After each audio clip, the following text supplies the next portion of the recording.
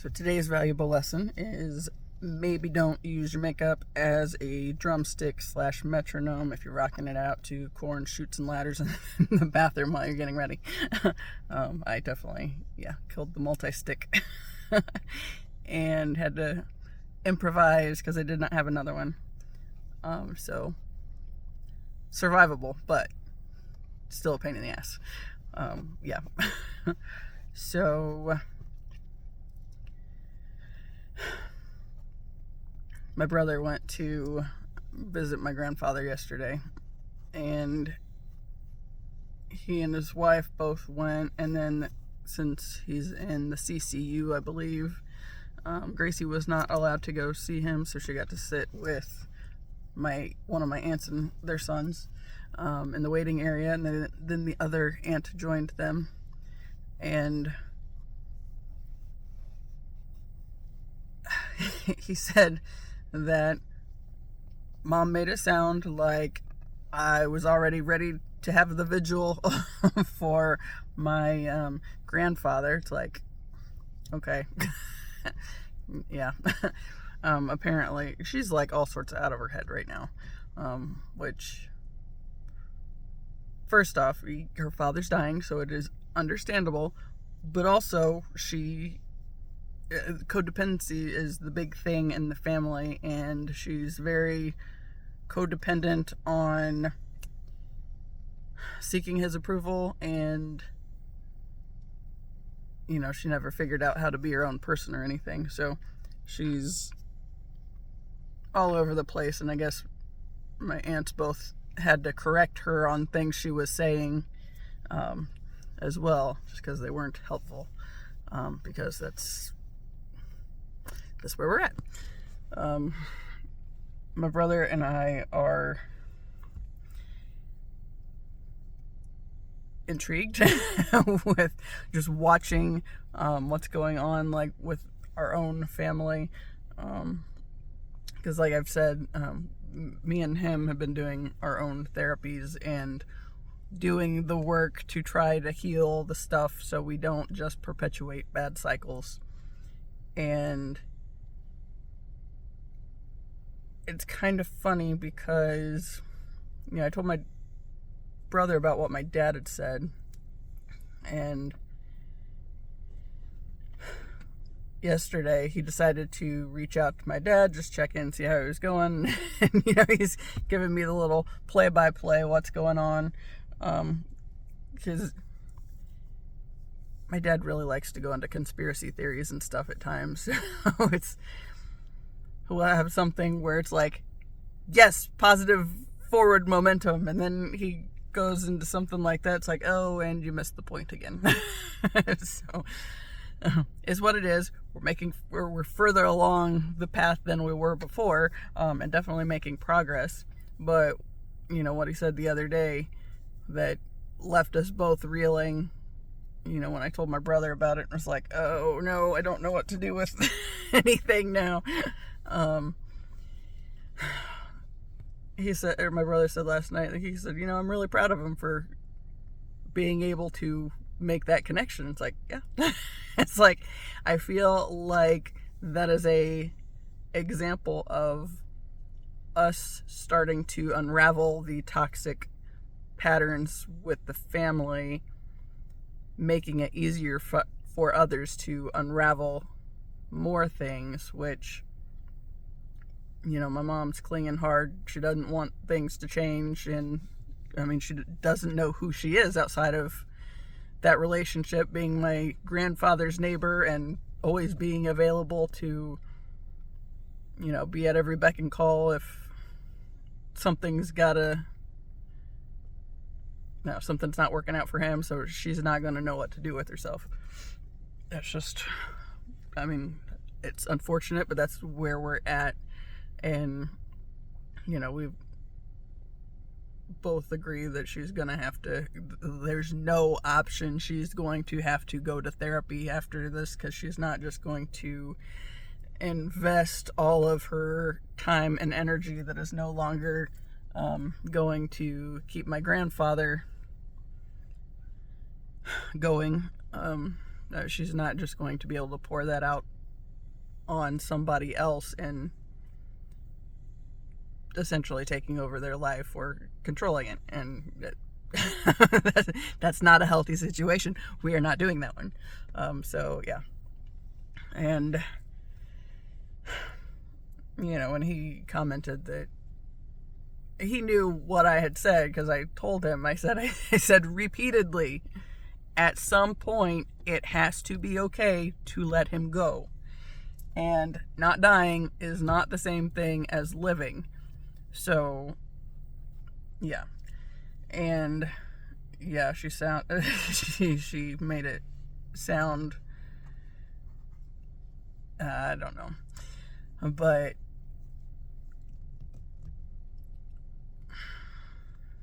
is what it is. My dad's used me as an insult. I'm not, at this point, it doesn't hurt my feelings to recognize that my mom would be preparing to go that route too, if that's what she's trying to do. I know she's pissed at me because I'm not behaving the way she raised me to behave, because I'm supposed to be every bit as upset about this whole thing as she is, and I see it as the end of a cycle, and it wasn't really a good cycle, so I don't feel like it's gonna be a bad thing for it to go. And like I've said before, like, he's giving me a prime example of why I don't believe that hell is somewhere you go when you die, because he's not living, he's just not dying. He's in this sort of void state. And they're having their quality time and being able to bond right now, and that's good. But it still brings that point of, when it's finally over, where's she gonna go from there? And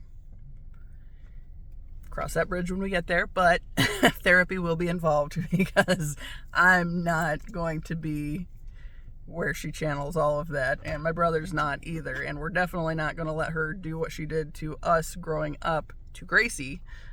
So yeah. Oh man.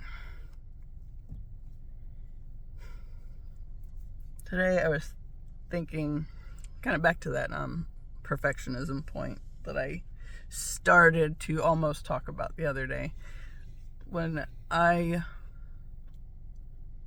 was growing up, like, it used to piss me off if I couldn't do something right, like the first try even. It's like, it just, just absolutely upset me. And if I was, we had a piano for a little while, and I was trying to learn how to play, and if I made one mistake, I get really angry and just start beating on the keyboard. Like, that's not productive.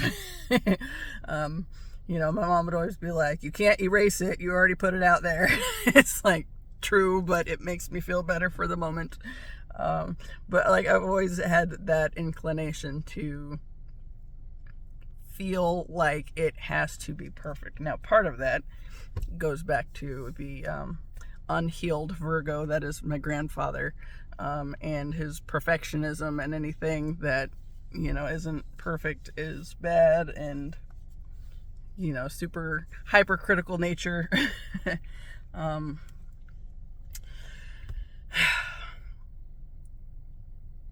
But it was just kind of how everything was. And I'm thinking about how afraid to go forward with anything I was, because I was afraid of doing something wrong, messing something up, saying something stupid. And it's like, you can't do that forever. That doesn't get you going anywhere. You have to be willing to make the mistakes, right? And when I started the channel,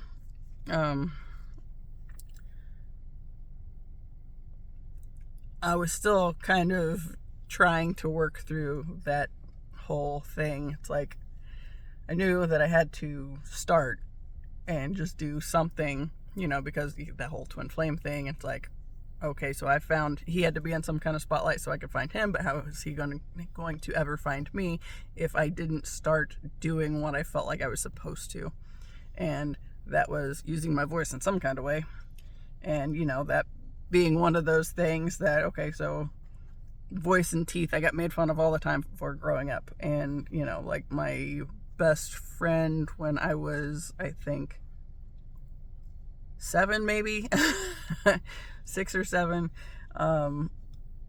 it was a big deal to make the phone calls and all that fun stuff. So I called my best friend, and her mom said, "Oh, I thought you were a boy," and it was like just so traumatizing for me. And it's like, I don't sound like I'm supposed to. What?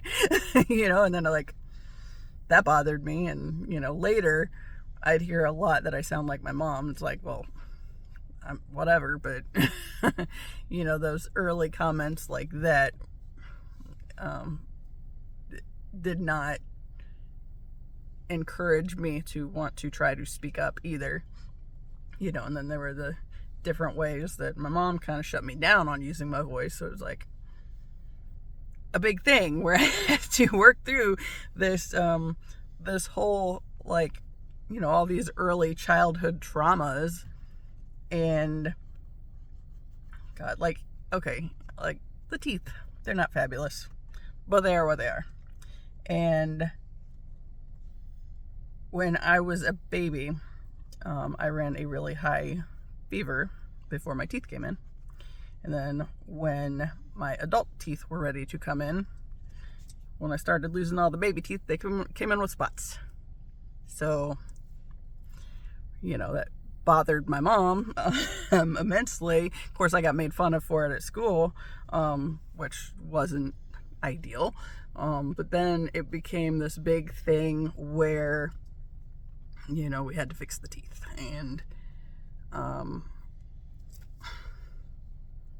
I got veneers, and then this one is fake because, when I was in undergrad,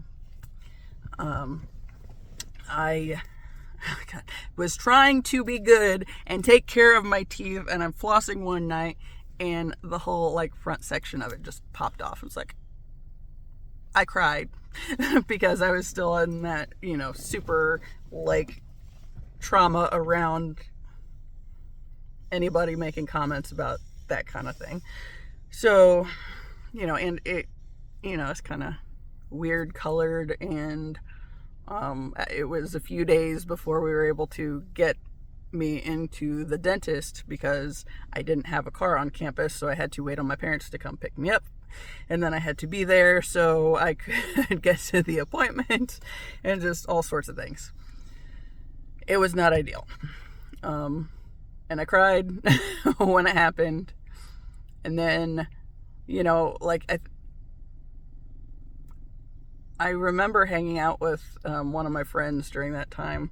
I worked with a couple of the disabled students on campus as a personal care attendant.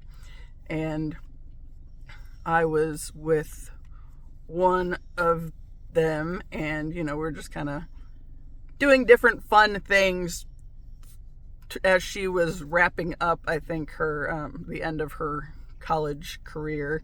And I remember there's this big ordeal, and I didn't want any part of, showing my teeth in pictures or anything, because I was just so humiliated, and it was just this awful thing for me. And so then we got it fixed, and we went to the dentist. And the big thing was,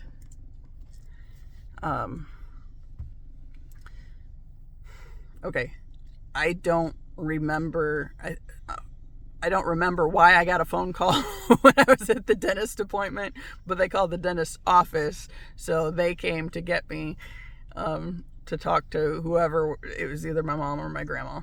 I don't remember any of that. What I remember was when I went over, and they had sawed this down, so it was just this little little point. And I looked in the mirror, and it was just like, oh. and just this traumatizing thing. And it was not fun. And then I've noticed a lot where, like the coloring's just weird anyway. And I think I had to have something, I don't know, the last time I was at the dentist, okay, before that, the dentist I went to when I was growing up, I did not like going to him. Firstly, because it felt like I was always there. Secondly, because one day my mom took me out of school for a 10:30 appointment, and I was in 8th grade, I think. And I went to his office. He gave me the shot. I think I was supposed to get like a cap or something. And when, then he disappeared, and I think it was like lunchtime. By the time he came back, the numbness, or like the numbing stuff, was wearing off. And I was so sick and tired of sitting in that chair that I didn't say anything. And so when he's drilling, I'm feeling every bit of it. And I just wanted to cry, but I wasn't about to say anything because I didn't want him to stop and have to keep sitting there longer. I was ready to be done. And so that shit sucked. And I never liked the dentist, because I was always there, because that was a frequent, it's not like that specific thing happened many, many times, but that one was bad enough that it was just like, this sucks. So there is a guy that my mom used to babysit. We were always in school together. Like we went to my dog just puked on the back seat. So we'll just pause this just a second. Okay, so the guy that my mom babysat, his brother was actually one of the bullies that made my life a pain in the ass for a long time. But this dude, not the brother, he was awesome, and I always liked him. We always got along great. He never contributed to the bullying, and he's a good guy. When we graduated high school, we ended up going to the same college. And then, so, we bumped into each other a few times there.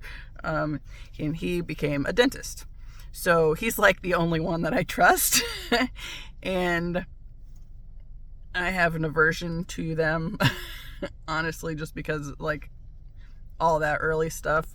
But the first time I went to him, he's like, for somebody as young as you are, you have a lot of work done. It's like, it's like, because it was like everything was a problem because it wasn't perfect. And it's like,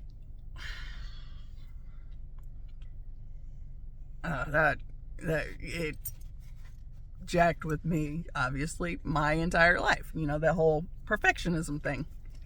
And, you can't undo a really high temperature that puts spots on your teeth. And so like the veneer screwed things up, and now I got a nice fake tooth where that was.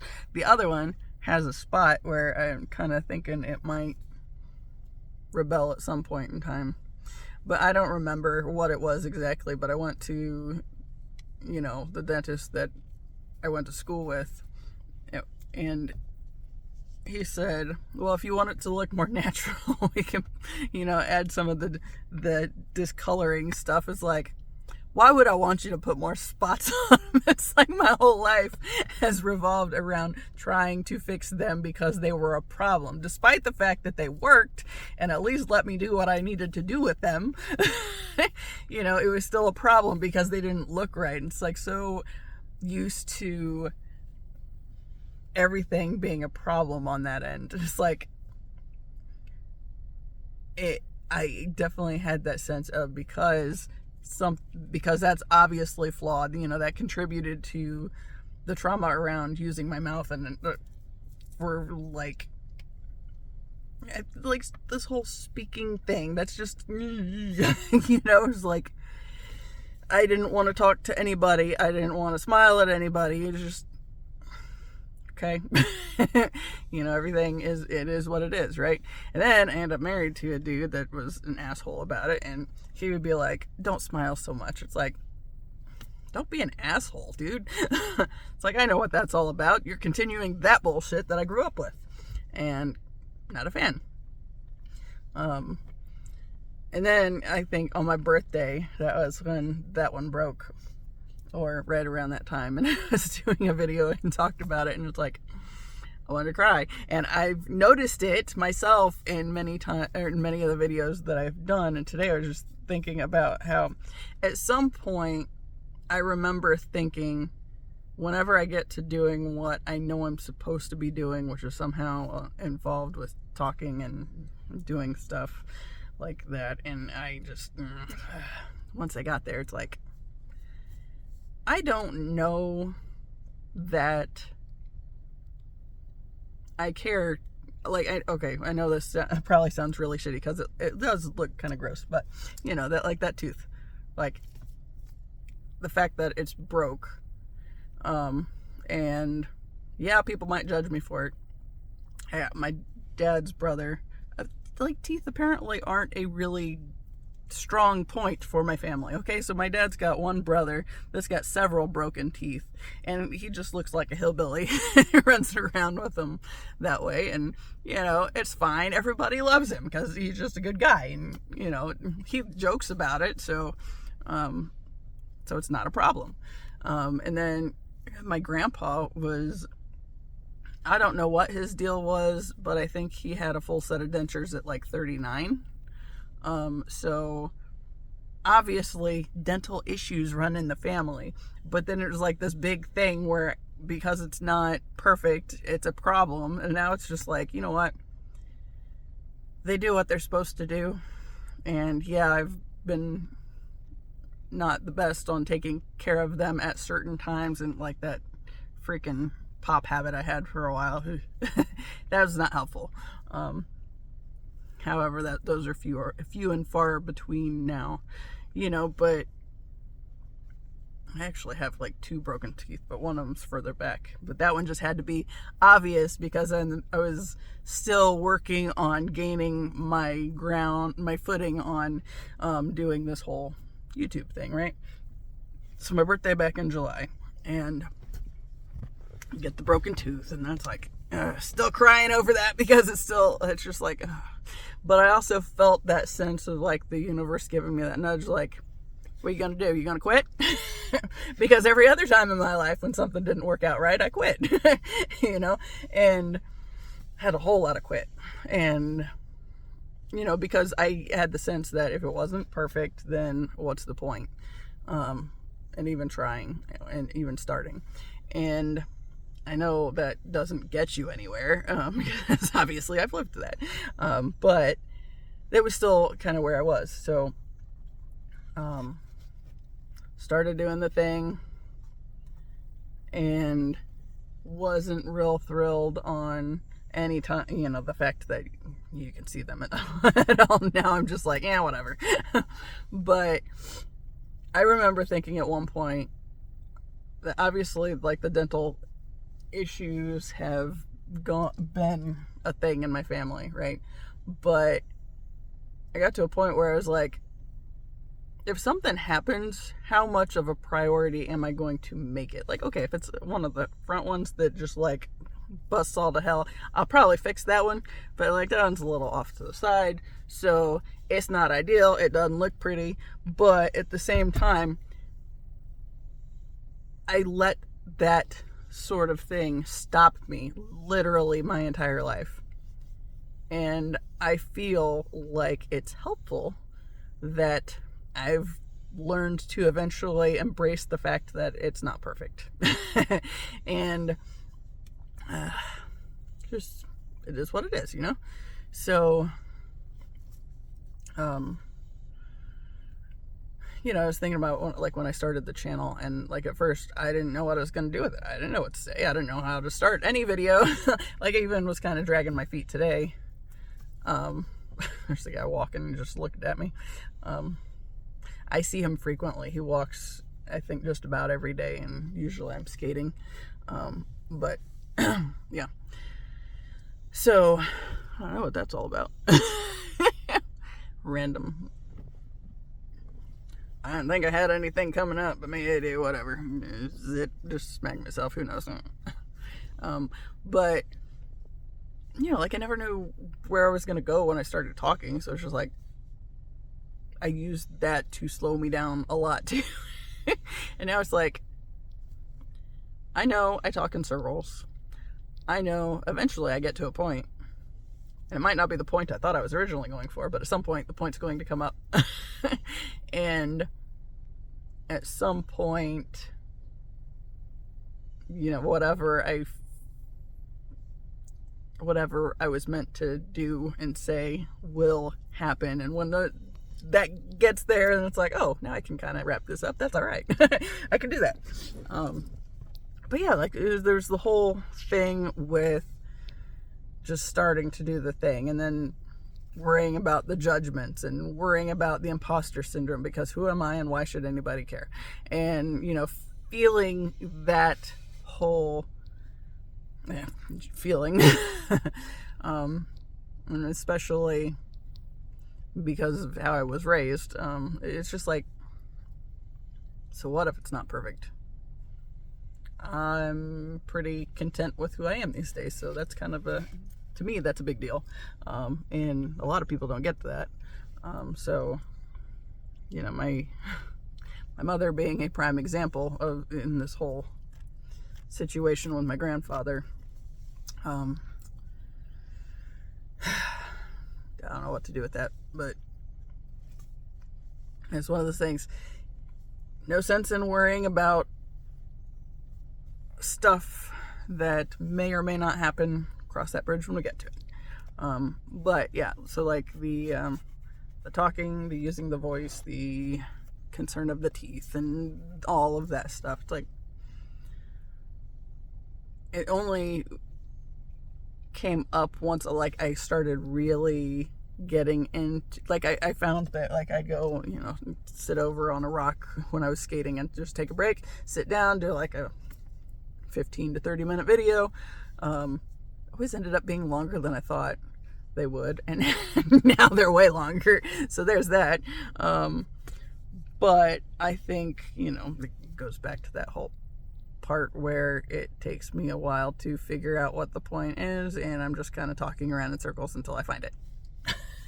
But I find it eventually, or at least it gives me something else to think about after I listen to what I said, and figure out what I'm going to call it and all that fun stuff, and then put it on YouTube. It usually, when I listen to it again, it'll give me something else to go back to. And sometimes it's correcting things that I missaid, or sometimes stuff doesn't come out right. So yeah, or I don't know. I know there's one time I thought of a song lyric that I mentioned, and then I couldn't remember what song it came out of, and the one I said ended up not being the right one. It's like, well, that's easily tweaked. All I do is add text on the screen, and then, hey, it's fixed. Or like the deal when I was learning about the fear of abandonment issue that came up, and then realizing that at no point in my life have I ever been abandoned, even though it felt like that. I mean, because it has to when you come to the planet. But that's just part of it. It's like you forget that you're part of this bigger thing, part of the whole, a piece to the puzzle. Not the full puzzle, obviously, but a important piece. And we all have something that we're here to do specifically, and that might be in certain collaborations, or I've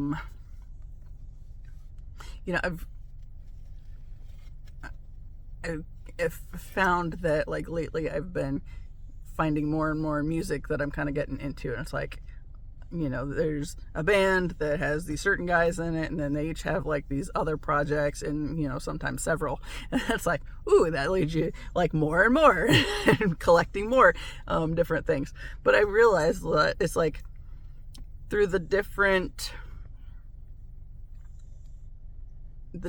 like networks of people that are formed through like the different groups.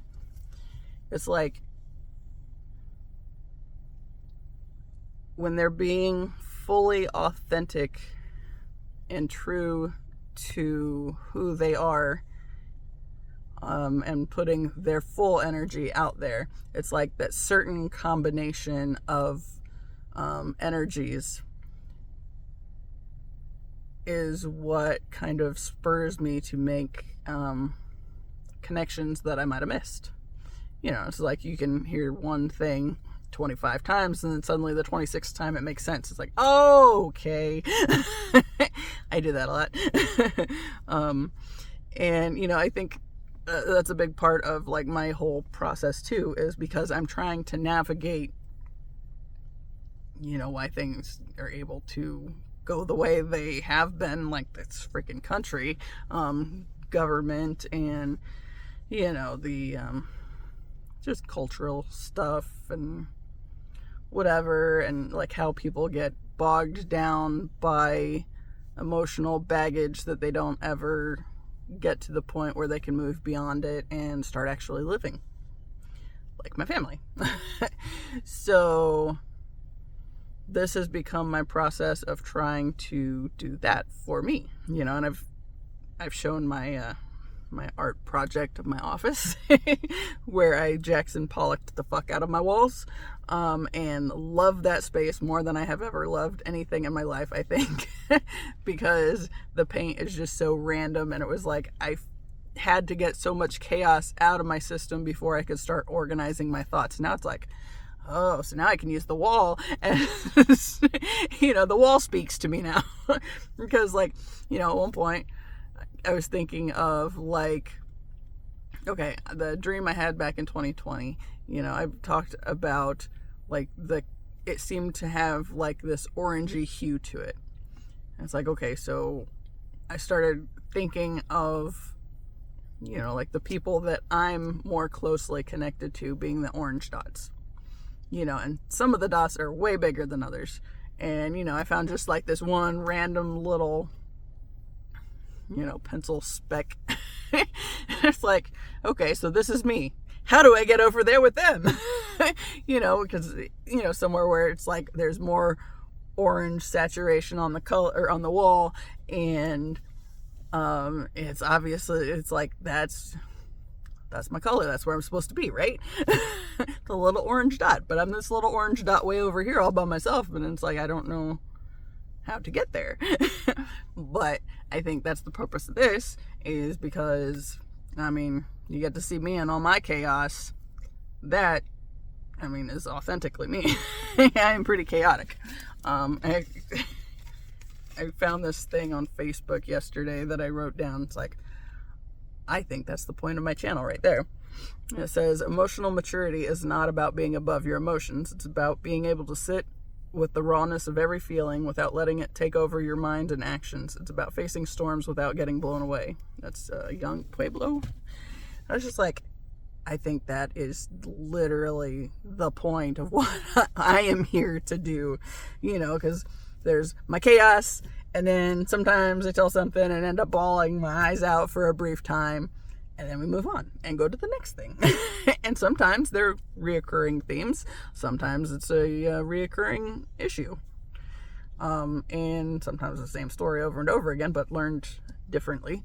But it's just navigating the journey, right? And I felt for a long... Okay, I remember when I was in high school and started going back to this... to church, and I was going to the church that my grandma and my aunt and uncle had started going to, just because they were somebody I knew there. So I went, and my brother was going. He was probably the bigger reason, to be honest. So it was after one of my suicide attempts, and nobody found out about it.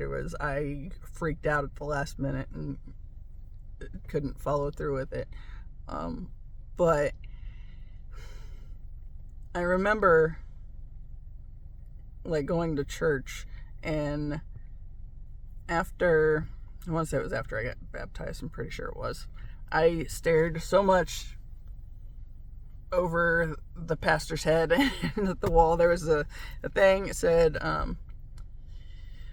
"For God so loved the world that he gave his one and only Son, that whoever believes in him shall not perish but have eternal life," right? And with like some of the stories we would talk about and different things, I got to thinking, it's like, I don't believe that God would ever deem somebody to be completely unforgivable, for one thing. That is a system belief that anybody could be unbelievable or unforgivable, because if you think that somebody could be unforgivable, then it puts it on you as you might be unforgivable, and if you are unforgivable, then it makes it really hard to go forward with anything else in life. I know it because I've lived it. And yeah, but like, especially that church it was a Southern Baptist church, and they're always about talking about the rapture and leaving people behind and all that stuff. It's like, I think you're missing something. It's like, I just could not wrap my mind around the possibility of people going to hell because God saw them as unforgivable. And now, the interesting part, the irony, is I get it, but I get it as this is kind of that, because we get into the space where we believe we are unforgivable, so we start doing things where we're acting from the wound, and we can't forgive ourselves because we think we've been told we're unforgivable, so then it becomes this big negative thing where we get pulled into this icky, sticky bullshit that doesn't do anything to help anybody. And so like, I feel like I don't know if this is anything near coherent today. It's just kind of a bunch of random like popcorn thoughts, just whoop. And I don't know if I'm making sense of them or not. But that's also part of my process, is me authentically goofy and weird and sometimes talking out of my head and sounding all crazy. Usually that. I'm not afraid of that. It helps me to figure out things and how they fit together, like even for me. So like, this whole YouTube journey for me has been a means of trying to sort through all this chaos that has been in and around me all my life. And as I think as I speak it to this this little platform thing or whatever this is, as I speak it out into existence, it gets that out of my system, allows it to be witnessed. I can witness it, and then whoever happens to come across this can witness it, and maybe it makes them think of something in a certain way, or like, it becomes a piece of the puzzle they're trying to put together for themselves. Yeah. I don't really remember where that started from. The church and the thing. It's like, I didn't believe that, a God that was so loving and all this stuff would send people to hell. But then it becomes this weird little thing, because ultimately this space of like this earth plane of existence is basically hell, because we forget all about who we are. We forget that we are connected to everybody else, and we think whatever we do to ourselves doesn't affect anybody else, but it does. And whether good or bad, whatever you're putting out there, the collective feels that. It puts ripples in the collective where everybody gets the effect of it. And sort of that, I wanted to say there's something in the Bible about, putting heaps of hot coals on your head or something when you speak ill of an enemy. Obviously that's all botched all to hell, because okay, first off, my TBI helps me not have a great memory, but also my lack of interest in going back to church since I finally realized how much church was the thing that kept me bound to a toxic situation that I felt like I couldn't escape from. I'm not going back. And I don't hate it. It was very useful for a time in my life, but it has since served its purpose. And, it still shows me how different things fit together. The people that go out there and they're so busy condemning everybody else to hell because you don't have Jesus. We have Jesus, so we're so much better than you, and you're going to hell. But that's also the very thing that keeps us all in hell and detached from the fact that we're all connected. And if you're being an asshole to somebody else, it comes back to you, because that's what you're putting out. And that shows for me, I've seen that in my family a lot. And how my grandma speaks of herself, that hearing her speak so negatively of herself, that also ended up becoming my inner voice, because that's how I heard her speak. That's how I learned to speak to myself. And since everybody was trying to fix me because I was imperfect, then it just showed that there was something wrong with me, right? So I took in all this stuff telling me there was something wrong with me. But now I'm realizing, all that stuff was simply to teach me things and to make me stronger, so I can start, flipping this around, talking on here, figuring it out for myself, and maybe posing some thoughts to where somebody else might learn something from it, and it becomes part of the puzzle they're putting together. Because obviously okay, going back to my room my Jackson Pollock walls, I realized that, first off, the second wall and a half that I did not skate before I went to painting, because I was kind of wanting to get the paint done, and there was some family drama going on, and I didn't skate it out of my system. So the second wall and a half was even more chaotic, and dog hair,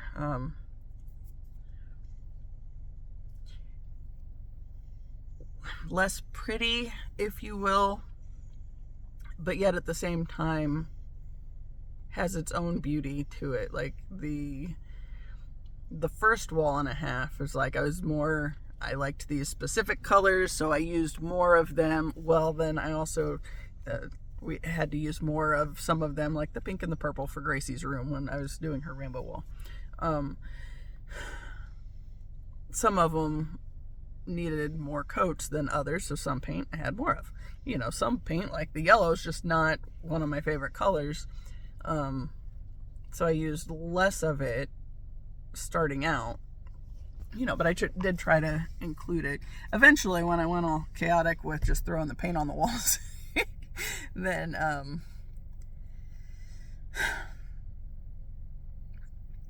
all the colors went everywhere, and that was because I saw how these colors, like yellow, I used a lot more of it on the last wall than I did anywhere else. But because I used it on the last wall, it's like I have to bring it in more places on the other walls.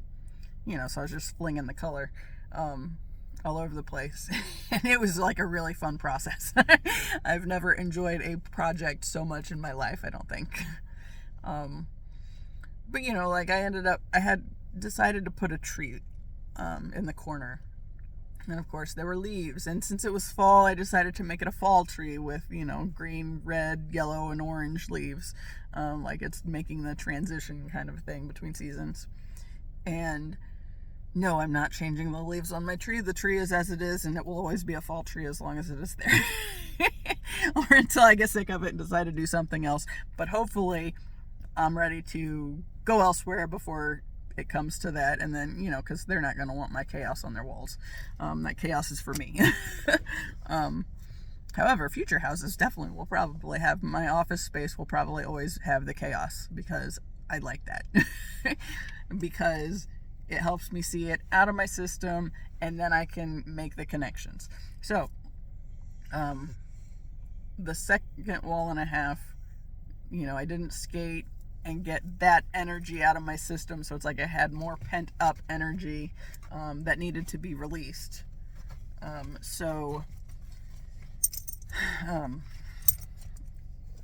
Zippy son had to get comfortable. But like as I've been sitting in that space, like I'll just randomly check out and just kind of wander through the different stuff in the spaces now.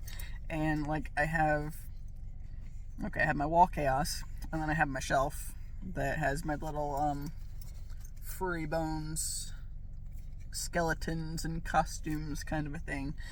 I love those dudes. I started collecting those when we started going to New Orleans and loved them. I was like, hey, I could make this be the thing that I get every single time I go there. And I think we went like 8 times, but I ended up with 9 because once I got 2 because I saw 2 that I really liked. But then it became a thing where like now, like, okay, my parents went to New Orleans, so they got me a couple, and then my brother and sister-in-law went to Michigan, I think, so they got me one. So at first they were just from New Orleans, and then they became, well, now other people think of me when they see these things, so they get them for me as a little souvenir on the way back. But then like I have my DVD case with all the movies, and then like thinking about the movies, it's like multiple copies of the same movie exist in the house, because like my mom has one and then I'll have one. We don't need them in the same spot, and it's my collection versus her collection. So, but like you don't get the same movies to keep next to each other unless it's like a freaking library or something. And I brought my bookcase in that I put underneath the DVD case to put my puzzles on. It's like the same thing.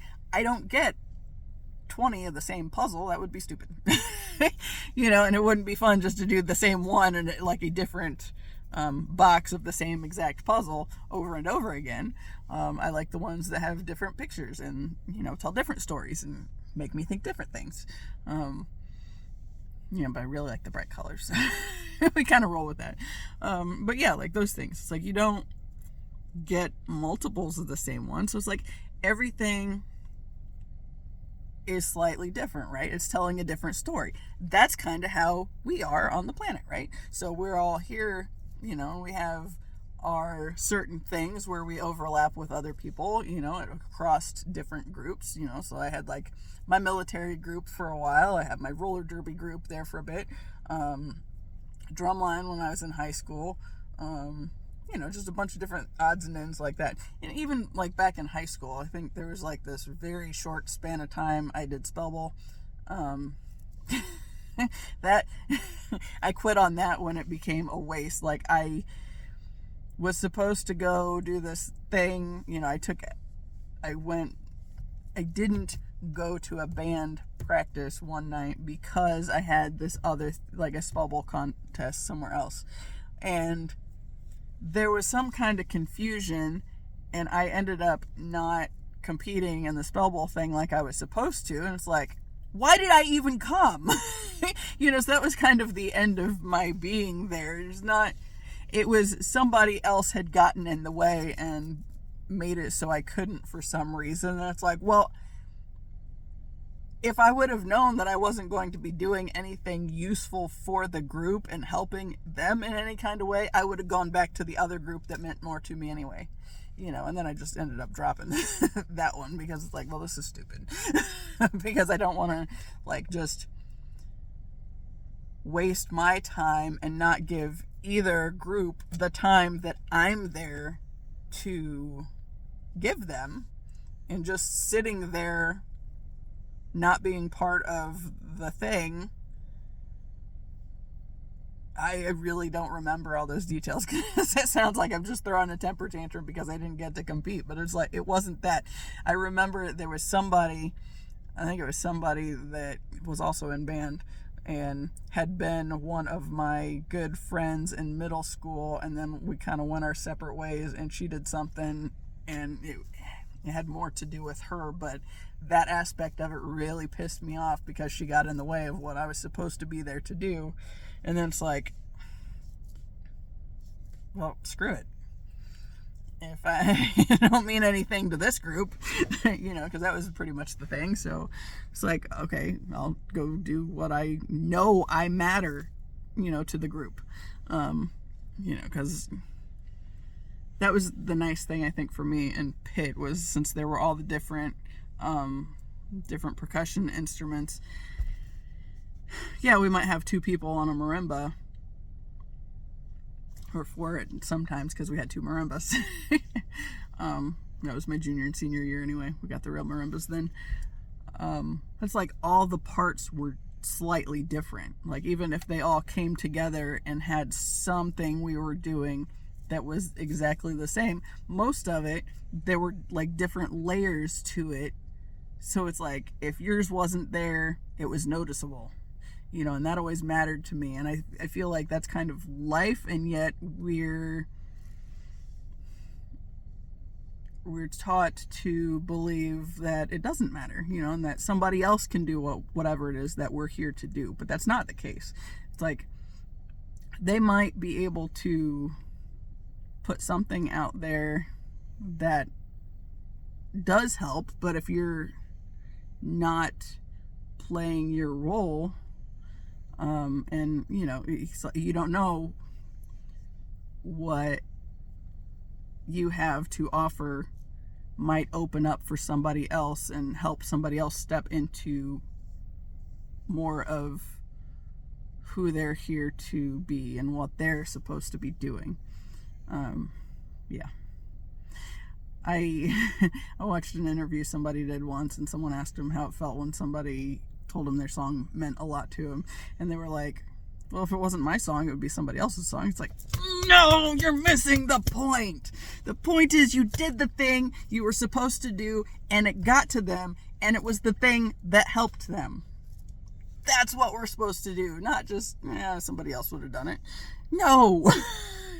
I mean, yeah, there's other people doing the things, but something that you specifically said or did through whatever means of whatever you do, whether it's music, whether it's sports, whether it's freaking other bonus little hobbies or work or whatever. It's like, there's some reason you're in the place you are, and granted, of course, we outgrow things from time to time. I played roller derby, absolutely loved it, spent way too much money on clothes and stuff to support the team and all that stuff.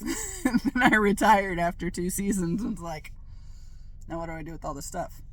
And then I lost 50 pounds, so it's like, well, now, like, my jerseys and t-shirts and stuff, like, they're extra big, and I don't I'm not just giving my name to somebody else, so this shit is not going to Goodwill. If I got to do something with it, I'll probably burn it more than anything, because I don't need to just collect everything. Right now I'm collecting everything and still skating in it. Yeah, but like the 2X jerseys and stuff, I don't know. But it's like, I spent all that time and energy on something that I loved, and then I felt like I had gotten to the point where I needed to move beyond that. It's like I expanded beyond it. I needed it because roller derby was a time where basically, okay, first new skater workshop that I went to, I realized that I quit myself with my self-talk. I quit in my head long before my body ever quit on me. It's like, your body didn't stop, why did you? And it's like, well, that's a good point. I don't know. I did it because that's how I've been conditioned, so I had more quit than I had motivation to keep going. And then it was like, once I saw that and put that out there in my awareness, and I shared that point with several people, because I feel like that is a valuable lesson. Most of us do quit in our heads way before we're at our actual stopping point, just because we don't feel the value in what we're doing, or someone else made us feel a certain way, so we feel like imposters or whatever. But I think that if everybody on this planet was able to be fully, authentically who they are, we would not have any of the issues that we have today.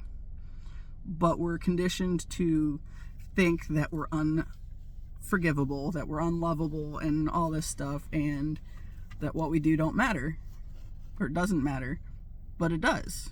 Even if even if we know we're supposed to be using our voice and then say stupid stuff sometimes. And the joy of this whole process is I'm also teaching myself as I work through this stuff, in this little medium, I guess. Because like I said, I make the connections as I'm doing it, and it's way more scattered, but then something I kind of hone in on, it's like, ooh, there's something there, and then I'll have to work through it a little while, and I might say it, and I might say something one day that I end up disagreeing with the next, or thinking that there's a different layer to it. It's like, that's more useful, and I think there's something there. But it's like, as I'm following the path, it's starting to make more sense. And it's also helping me fine-tune the messages that I feel like eventually I'll be writing about and all that fun stuff, because that's still not something that I'm giving up on, because it's still useful, and it helps me with this process too. God, okay, so here's a weird thing. Okay, for the twin flame thing, like I said, it's not everybody's journey. It's relevant for me because, I went the path where I felt so miserably awful about myself that I had, because of all my Cancer placements and 12th house placements, I have that tendency to turn completely within myself and get lost and forget to come back out, basically. So the twin flame component was relevant for me to get moving forward in a focused direction, because that alone is the reason that I finally started the YouTube thing, because it was like, okay, I found him, how's he going to find me? And it wasn't, I talked on here before that, I came across his website at one point. I had this really strong feeling that I needed to reach out to him, and was like, why would I do that? He's a music producer, and I have literally like nothing to offer on that end. So it's like, why would I do that?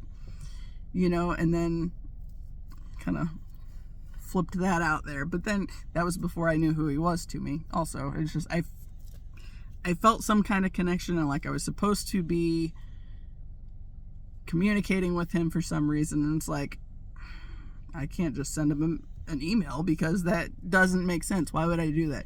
And like, he's a beautiful human, so he probably gets a lot of that. And what would make me different from anybody else at that point, And so I was like, yeah, forget that. Anyway, it made me figure it out as far as starting to do the thing, and of course 11/11 was a good day to start. So 11/11 last year I started the thing, and I did not get very far on it. I think I did like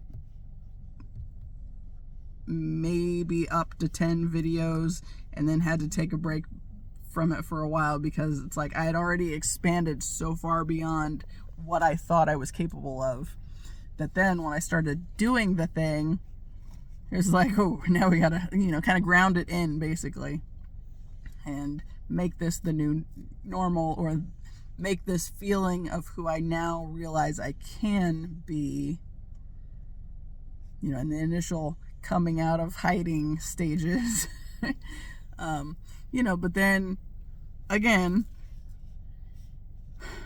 okay, I put it on hold, I think in December, took a break, and it was March before I started. And in February, I was feeling like, okay, it's about time to get going again. But it wasn't until I had the dream in March where the girl said, start doing the thing, start telling the story you already have to tell, and then more of your mission will be made clear.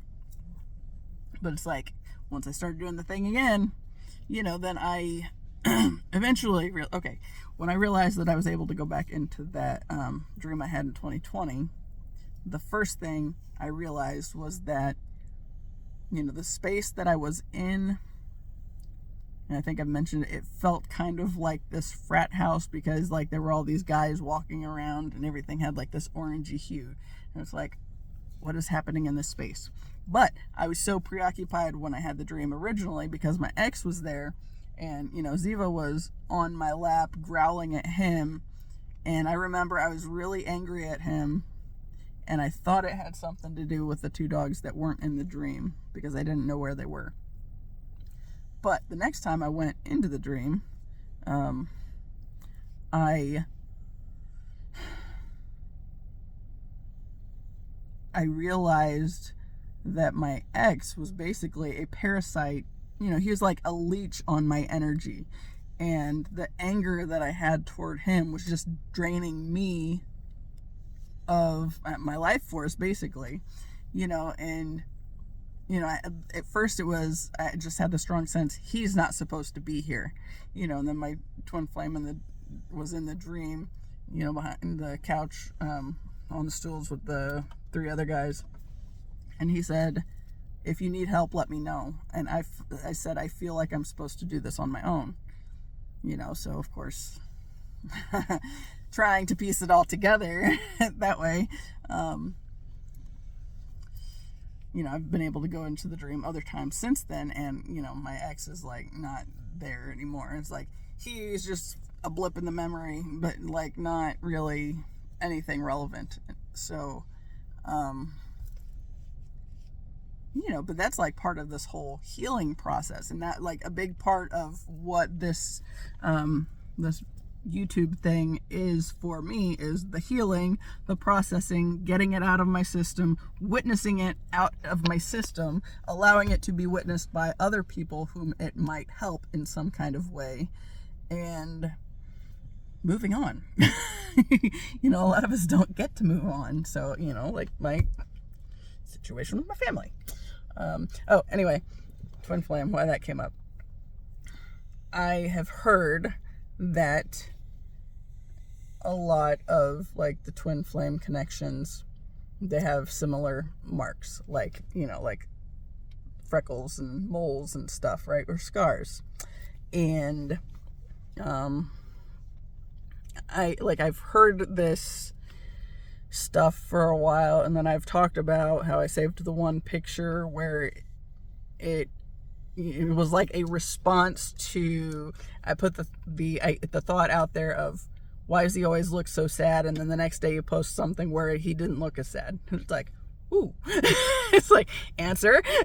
And I took a screenshot of it, and it happened to be, okay, 37s were like the big thing, and that was like the big thing that really got me noticing 37s. And then I made that connection with 37 because March 7th was my great-grandfather's birthday, and his death was the one I thought traumatized me so much toward death, but I'm realizing now it was, my family's connection or idea about what it was that was more traumatic for me. How my mom and my grandfather always have been with the idea of, being terrified of it and trying to avoid it at all possible costs. And rather than anybody telling him at any point that it's not helpful and maybe you should try getting to know your grandkids or something, he just obsessed over death all the time and was allowed to keep obsessing over it and keep doing the toxic things that affected many of us, actually affected all of us in some kind of way, but maybe not everybody has the same awareness of the effect that it has had. A lot of unraveling has been taking place, right? So, okay, I came across this other video going back to the marks. Okay, actually, no, before I get there, where I was going when I started that little veer. Okay, so my great-grandfather, when the 37 came up, because I took a screenshot of the picture, and it was at 10:37. And that was the first one that stuck out in my mind. And then I noticed that I kept seeing 37, and I just saw it again the timer. So, it's like, it just kept coming up until I realized in January that it was his birthday, and why wouldn't he be checking in with me when he was somebody that was as important to me as he was? And okay, did I finish that thought? Going back to the marks. So the video that popped up, okay, I just saw 7:17 on the timer, and that's a twin flame number. So I noticed in his picture he has two of these, but it's on the opposite side. Funny thing, I had this upper one as long as I can remember. This one, I don't know when it got there, but one day I was like, that's different. When did that get there? I remember thinking it. I don't remember if I was in high school or undergrad, or if it was somewhere else along the line, but I just remember, like, when did that get there? I don't know where the story with that one. It just was randomly there one day, right? Now, the scar was from when I was learning to walk and ran into the corner of a table and put my tooth through my lip. And he's got a scar on his top lip too that I noticed. But, okay, so I also noticed that, like I said, his are on the right side, mine are on the left. And then this only occurred to me after I watched the video recently. Mine goes like from the left to the right, and the right is higher, and his is the opposite. It's like, okay. It's like, obviously that's got to mean something, right? Okay, so what she said was, if you have like some kind of mark where it's on one side, and okay, for like the feminine twin it's on the right or the left side, and for the masculine twin it's on the right side. If it's something like this, it's something where, that means it's something where the masculine has to take the lead in that area. And if it's on the left side, that's the feminine side. So It means you're not taking the lead.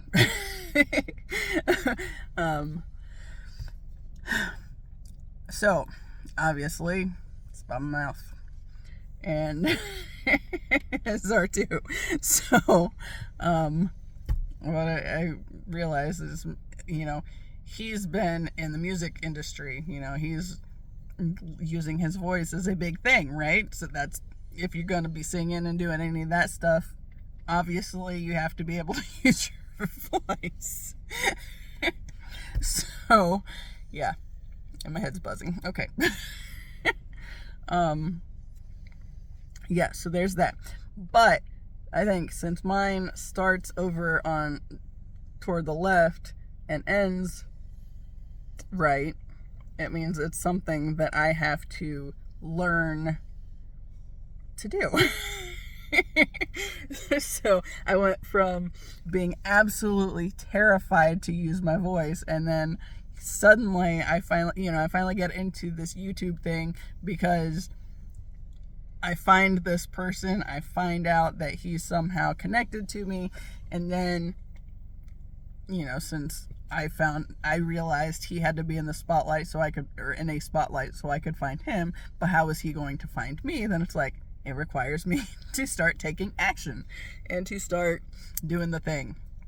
And now I'm at the point where, I've done, I don't know how many days in a row I've been doing every day, but I'm finally feeling like way more motivated to do it.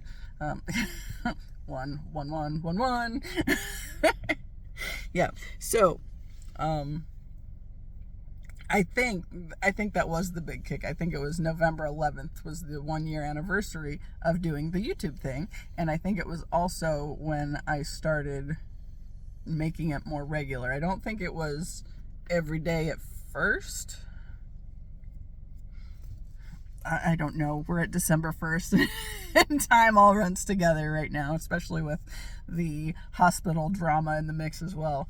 But yeah, and since he's got the freckles on the right side, he starts over on that side, but that scar going the other direction shows that he's got to learn to not use his voice maybe as much. And I think that goes along with, like, he's a Leo. Leos are, pretty notorious for liking to be the center of attention in some kind of way. So at some point you got to tone it down and let other people speak too, right? It's like, that makes perfect sense. It makes perfect sense across the board. So yeah, there's that thing.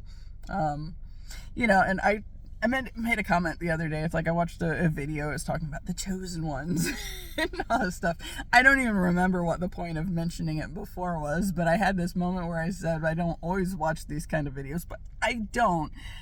But I guess it's not necessarily uncommon, because the way I do things is, if it comes across my little feed there and seems like it has a message for me, then I will click into it and listen and see where it goes. And sometimes it's really early on, sometimes it's toward the end, sometimes the whole thing's relevant, and then nothing else that person will say again is relevant for a while. But something about that particular space, that person that put it out there, or what they said, or how they phrased it, then that'll be the thing that's like, ooh, that makes this make sense.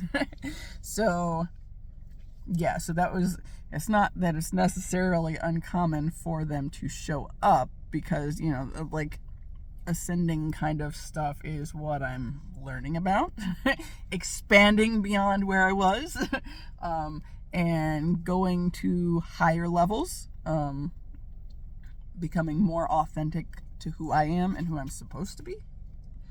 But like, as I am making all these connections, it's like, oh, so all the imperfections like are exactly perfect, really, because something about something you have to offer, and you might think of it as a big imperfection or some flaw, something about it is going to be useful for somebody else.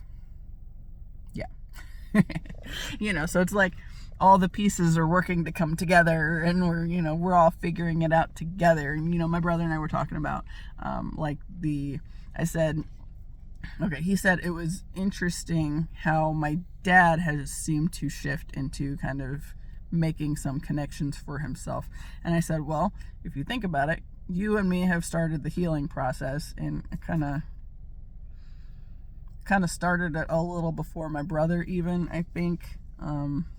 There were all the different things that had happened in our lives and all that stuff. But then it's like, this isn't working for me. So I started pushing back and, working through my healing process, a lot of which can be found on my channel. And, that's kind of funny too, because when I started, I didn't know what to call it. So it's like, what, my healing journey? It's like, well, that's literally what this is at this point, right? And then it was like, as I got a little further, then I changed it to the family disappointment. It's like, that one gets way more attention. I went from the first couple weeks, I think, that I started my channel, I had 3 subscribers.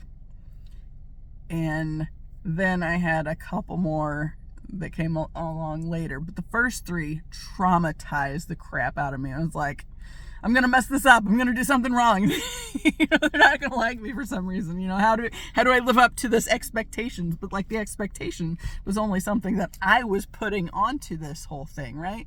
So, once I stepped back from trying to expect it had to be a certain way or look like a certain thing or whatever, once you get past that and just kind of do the thing. Car's making weird. No, it's not a car, it's a plane. I shut the car off anyway. It's all right.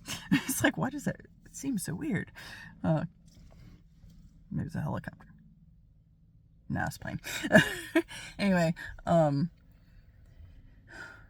but it's like I had that expectation for myself that it had to be perfect. If it's not perfect and somebody finds it, then why would they want to be here? That kind of thing. It's like, that's not what it's about. It's about, hey, I'm just as fucked up as everybody else, but I'm starting to figure shit out for myself. It's going to take a while to get there.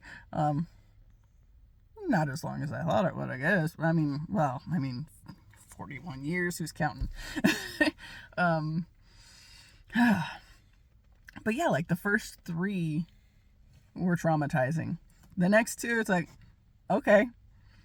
And then, I don't remember, the breakdown on how the next ones came up, but, within the first 12 months, I ended, my 1-year anniversary of doing the thing. Sorry, let me drop my phone. I had a dog hair that got distracting. It was on my sleeve. Sorry.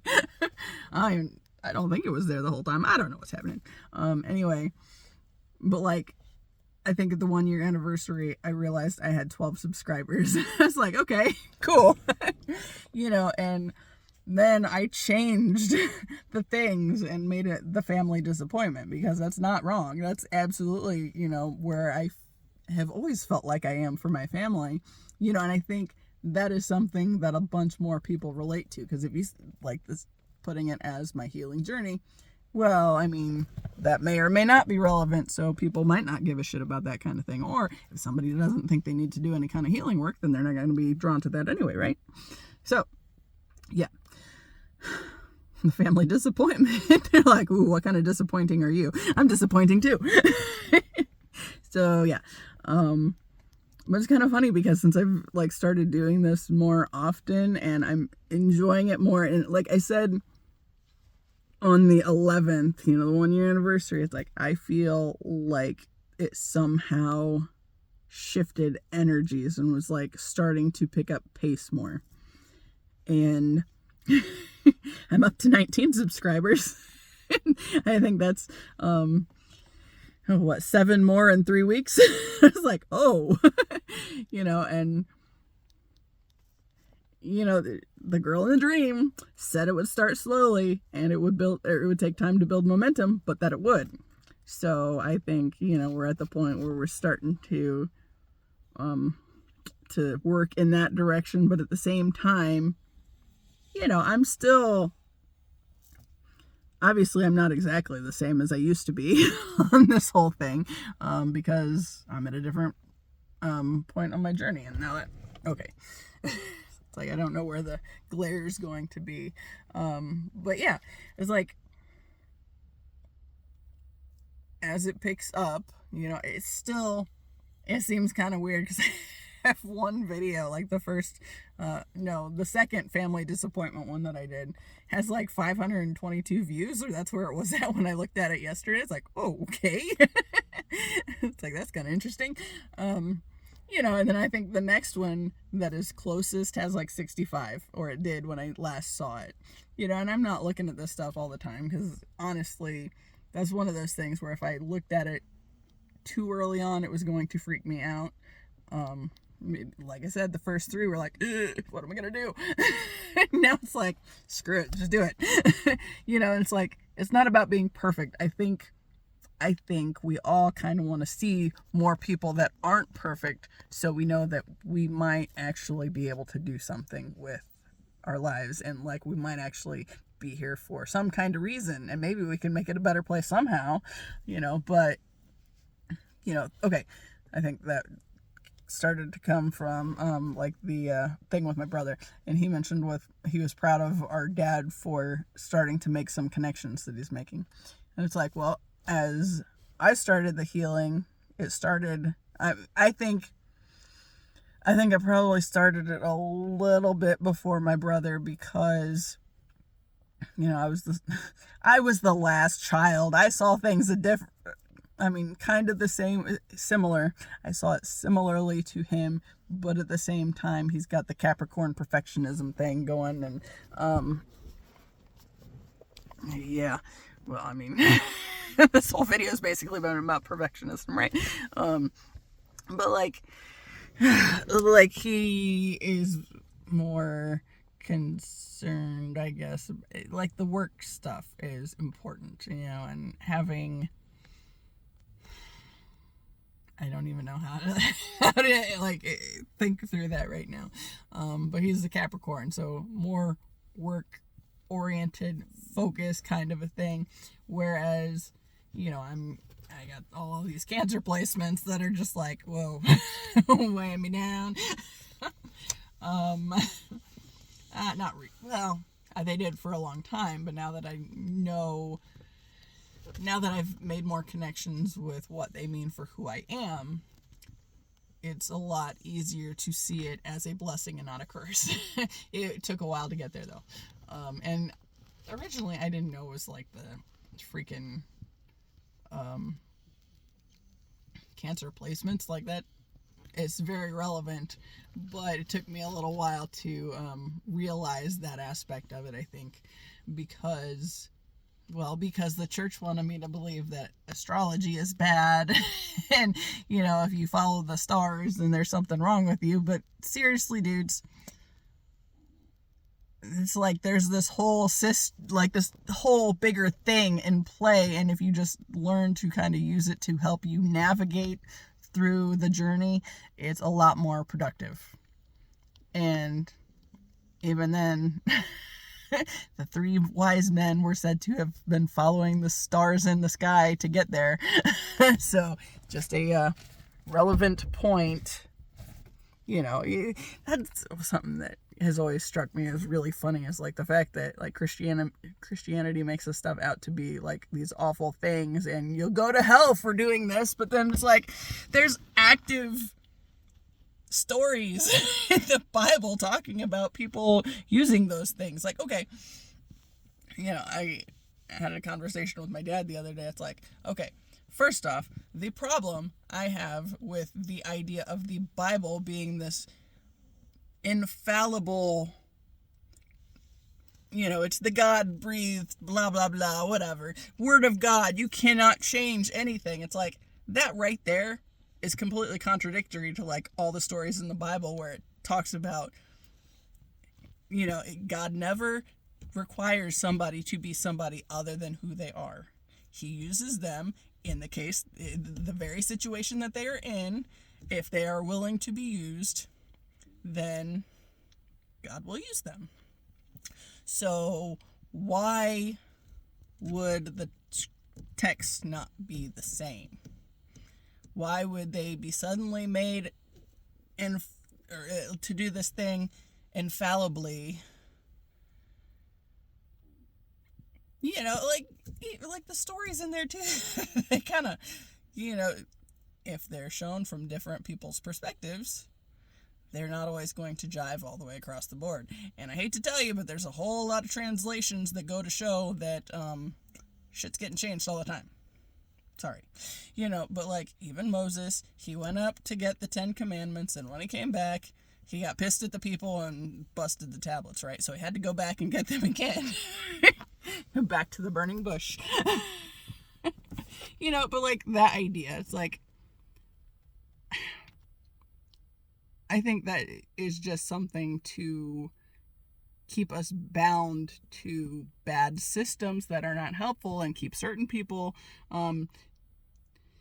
benefiting from the masses who are just kept in ignorance and not allowed to be authentically who they are because they've heard all their life that it's bad. It's not. Embrace your imperfections. They make you fabulous, and they will help somebody in some kind of way who's struggling with something maybe similar. You know, and like I have mentioned before, you know, when I was in high school and had that moment of like it was like I was given this little glimpse behind the veil, and there's a lot of good stuff going on. And I remember this thought that popped into my head where it was like, if one person can benefit from me going through this, then it will have been worth it. And so, you know, I didn't get to peek back on the other side. It was closed again. And it was like, back to the dark stuff. You know, and now as I'm starting to unravel these things and make sense of them here, it's making a lot more sense. You know, everything is starting to come together beautifully. I mean, it still might be scary at times, but, you know, still doing the thing I know I'm supposed to be doing, and hopefully it helps somebody along the line, so we'll see. And if nothing else, I can tell you, since I have started this and am embracing more of this like goofy side of me, like I've always been goofy, but like I used to just giggle to myself about stuff, and now it's like, oh, I'm just gonna say the dumb thing that is going to make me laugh, even if somebody else thinks I'm stupid for it. I don't care, because it's entertaining to me. You know, and my brother and I, we used to send each other, well, I mean, we still do, we'll send each other stuff on like Facebook, and it's like really dumb shit. And there was one the other day that the idea of it made me laugh, and it was, I don't remember the numbers, I don't care about the numbers, but they talked about the population of penguins in Antarctica was like, you know, so much more than the population of people in Ireland. So if the penguins invaded Ireland, the people would have to fight off like however many penguins. Okay, all of this makes me laugh. Okay, because first off, why would the penguins care to go to Ireland? You know, and I mean, why are the Irish people so against penguins that it would be a problem? You know, it's just all of these things. I can see it. I can laugh. I sent it to my brother. He laughed. We enjoyed it. And there were like 3 people that were like so hyper fixated on the math not being correct. It's like, y'all learn to laugh. It's not trying to be serious. It's not trying to be mathematically correct. It's giving you something to think about that's like, why would any of those things happen? And they sound ridiculous anyway, so, you know, and come on, what you got against penguins? I like penguins. So, yeah, but they were so focused on that. It's like, that math doesn't math right. It's like, I don't care. Learn to laugh. You know, and I did finally come back and was like, you know, it's not about that. It's just not. And I feel like that's one of those things. It's like people are just too serious because, it has to be perfect, right? No, it doesn't. I don't give a shit about math, but the concept of the penguins going from Antarctica to Ireland to take over the the country is silly. So I enjoy that. And I had a bunch of people that laughed at it.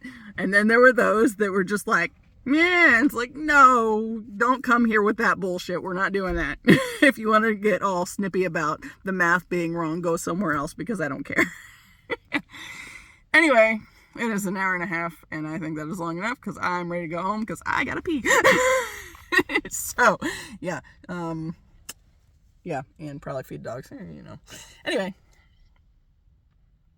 I can't think of anything else that I want to add to that would, I could just add in the bonus that this little brassy orange spot that's not showing up because the sun's right there now. There. That's where I kind of forgot the color in this light blue. Oops! For some reason where I put my part today, it's like, over here somewhere. It is not the same spot where it was before, so it's like, I still got the purpley red blend up here, but then I also have all these light colors where I've skipped. Oops. But I actually kind of like it a lot, to be honest. It's worked out for me today. But anyway, that adds absolutely nothing, but that's how goofy I am, so here we are. As always, I appreciate you, and until the next time, see ya.